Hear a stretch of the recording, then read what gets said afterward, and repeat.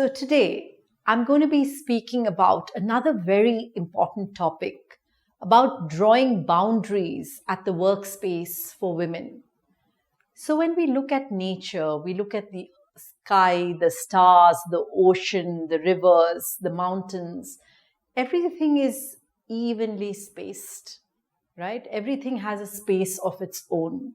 When we look at the world, the different countries spread across, each country has their own boundary. And we have the different forces which take care of the boundary, the army, the air force, to make sure there is no infiltration or the enemy doesn't enter. Similarly, in life and work, it's very important for us to have personal boundaries. In my experience over the decade and a half as a lady working in the workforce, I have realized that many times people aren't aware of the situations where people are crossing over. So I would like to highlight 3 such situations.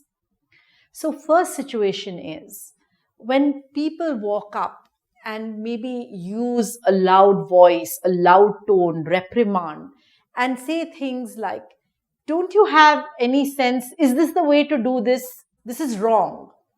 Instead of saying, the report is done incorrectly, you would need to rework the report. Mixing the person instead of the problem. So it's very important that people call out what the problem is and don't label the person. If they're labeling the person, it's infringing on personal space and crossing over the boundary. So that's one thing to be aware of. Second is when people bring in your marital status, your caste, your financial status, your sexual preference, and make it personal at the workspace, gossip and have conversations about it. That is the second intrusion of personal space. And third is bias based on gender.